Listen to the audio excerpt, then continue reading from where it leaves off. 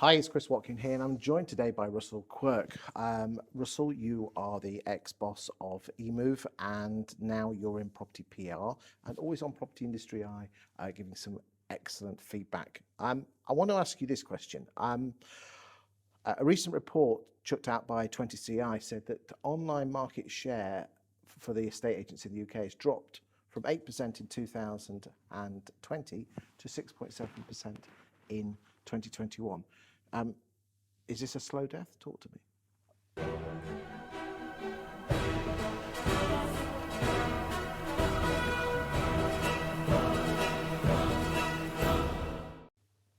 So I think it is pretty obvious that online agents are never going to get above 10% market share.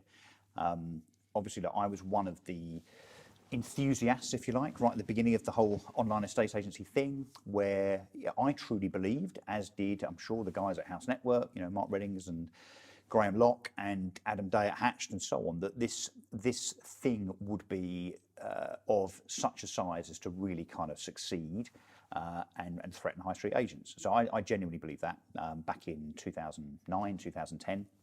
Which is kind of why I suppose it's seen that I kind of went to war with high street agents, I suppose, and we can kind of come back to that if you want, because that was all part of the PR effort really to kind of make sure that we were seen to be capable of competing with the traditional guys. So, but I think what's been evident since kind of purple bricks have been on the wane, since a whole load of online businesses, so House Network, Hatched, eMove of course, and several others have fallen by the wayside.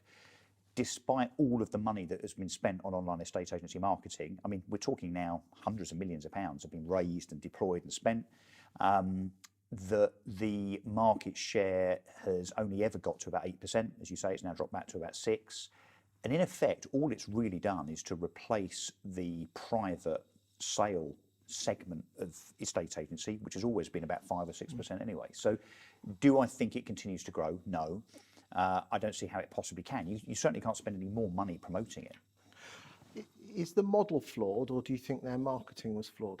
No, I think the marketing was excellent. I think Purple Bricks were, I know it was chastised at the time what Michael and Kenny did, the two brothers, which wasn't really Michael and Kenny, of course. I thought that was very good, very clever marketing. But I think the model is flawed, and look, I can say this now in hindsight. Obviously, I didn't believe it to be the case back in 2009-10, but when you can look back with the benefit of hindsight, it appears that there were kind of two fundamental issues with online estate agency. One was that whilst at first there was only Adam, Mark and Graham and myself kind of as the three ferrets in the sack fighting, all of a sudden there were Purple Bricks and House Simple and 99 Home and Doorsteps and goodness knows whoever. I mean, 55, I think, at one point I counted, that then were all vying for the same customer, effectively. And they'd all raised money. They were all spending loads of money on marketing. So that got too busy, effectively. So that the sector got too busy simply to be able to sustain all of those businesses. But in terms of the model, what I think has happened is that, I mean, look, the high street estate agent has won. And the reason they've won, actually, although that's a big positive, it's not because the high street estate agents are necessarily good and tip-top at what they do. It's because the customer, the consumer paying the fee, is very suspicious of a fee that's too cheap. So you get this psychological thing, I think, with consumers, not just in estate agency, but wherever they're buying, where if something looks like it's too good to be true and too cheap, then it's met with suspicion, and therefore those consumers don't engage. And you can say the same with restaurant meals, cars, holidays. No one wants to kind of invest in something that's too cheap and therefore is likely to go wrong. And I think what we as online agents really underestimated, really grossly underestimated, was the fact that this is not a product at all, what we're selling. Of course, it's a service, but it's a service that's protracted. So not only are you employed, engaged by the consumer to have skill and professionalism, which is clearly important, but it's a relationship that lasts for potentially 6 months. So if it's too cheap, the consumer thinks, well, hang on, you might not sell my property. If you do, you might not get me the best price. The price that you're offering me at a third of the high street sounds too good to be true. Therefore, I'm probably not going to get the service. And because it's the most precious asset that I've ever been involved with on a sale basis, says the consumer, consequently, no, I'd rather pay a standard fee. And then herein lies the other thing to the advantage of high street agents is, of course, the seller never has to write out a cheque because the commission comes out the proceeds of sale from the profit, if you like. And that was a grossly underestimated accidental advantage that high street agents have and will always have. Do you think if online estate agents actually charged still a lowish fee compared to high street, they could have done better? No, because I think that the percentage fee gives a whole measure of comfort for the seller. So, first of all, actually 1% sounds really cheap, doesn't it? A lot of people don't immediately compute, particularly if it's 1.25% of 370k plus VAT. What's that? It's really hard to kind of instantly work out for anybody to do that. So 1.25% just said in the living room sounds very cheap. So there's that psychological advantage. But then also the fact that it's paid, as I say, at the end, and it's paid on a performance basis because, of course, the perception is that the seller will do okay because they're being charged commensurate with the agent earning more if they get a higher price. Do you really think homeowners think that way, or do they just ring up the first 3 estate agents that come into their head and they choose the one they like the most on the sofa? Well, it seems that all of the surveys that we see, and of course they're thrown at us every now and again, the data, would suggest that fee, as in the absolute fee, is not the number one thing that sellers look out for. Yeah, I think 2 reports recently, one by Akaboom and one by Property Academy, only 17% of people said fee was the most important thing. Yeah. But then it's all being called out to the valuation when you're making the choice. Surely the issue is being called out to the valuation by high street or online, and they just didn't do a good enough job, apart from Bevel Bricks.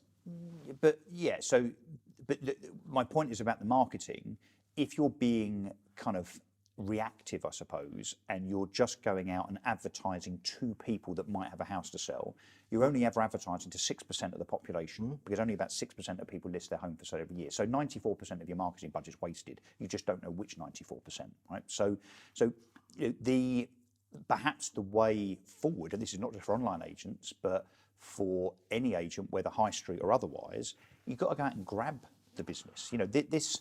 This way of the UK estate agency sector, very differently to, let's say, the Australian business or the way that things are done in the US, this kind of attitude, which is, look, we're just going to sit there, we're going to do a bit of marketing, whether it's leaflets, TV or whatever, at whatever level, and we're just going to wait for the phone to ring and then pick off those leads that land in our laps.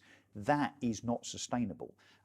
That's high street and online. Yeah, no, exactly. Yeah. So could online agents have been a bit more proactive? Yeah, possibly. But then I'd throw that back at high street agents. Why are they not being more proactive? Why are they not nurturing their clients from 6, 7, 8 years ago? Because most of them aren't. Why they're not door knocking? Why they're not leafleting? Why are they not going out into Facebook community pages and answering consumer questions when it comes to things around the property? They're just simply not doing that. Do you think any agent, whether you're online or high street, did all those things, they would be more successful? Yes, of course. Because you're going out and grabbing clients rather than waiting to come to you. But because nobody else is really doing it, you've got a captive market, a captive audience. So why do you think agents aren't very good at nurturing? 50% of house sales in the last 12 months have only been in the house 6 years and 18 weeks. Yeah. Those are the stats. But only 1 in 8 people go back to the original agent they bought their house off. Yeah, it doesn't say a lot for the service that seems to have been provided by that agent, does it? Well, there's no loyalty, right? Well, they went into witness protection. Because the estate agent's always wanting the next valuation and the next listing, not looking after the ones they've got. Yeah, so I think we've probably been spoilt as an industry by a market that's generally been quite liquid. So, 1 million transactions a year, load more in 2021 actually. So 2021 obviously saw a big spike over and above that. It's also, I think, true to say that we've been spoilt by rising house prices. So when you are on a percentage and house prices have gone up 10%, if your percentage stays the same, obviously your revenue's just increased by 10%. That almost spoon feeding of the industry has meant that there hasn't really been a need, I don't think, for companies to think more proactively about how they market. When you mention those 2 words that I just did, door knocking, that fills most agents with horror. Because they fear the rejection. Yeah, but I can tell you something, it works. Of course it works. Yeah, and I don't just mean door knocking on other agents' stock, just door knocking generally, and building a a kind of a brand, and I know we'll talk about personal brand in a minute, but building traction and awareness in a very local market. When I say a very local market, I don't mean, where we are today, Grantham. I mean within, a space that's covered by 20 streets, for instance. Mini housing estate or development or Yeah, something like so an build area. your reputation, become absolutely known, become the expert, you will excel and succeed. So really the original question was online agents market share is dropping. It doesn't really matter whether you're online or high street. It's all about the marketing you do before the house, people want to put the house on the market to be more successful. And just you've learnt throwing money at TV adverts and lots of other adverts, cost of acquisition is too expensive. Well, and it's just too vague. I remember in whatever it was, the end of 2017, I think, that there were at least 4 online agents on TV. And when I say on TV, at the same time, literally in the same advert break. So there was, eMove, then House Network, and then How Simple As It Was, and Purple Bricks, literally within the same programme. So you had all of this kind of, this blurring of who was who, all this misattribution, that couldn't possibly be sustained. It was ridiculously expensive. TV's great as a brand building thing, and I think, as I say, Purple Bricks have done that very, very well. But is it sustainable?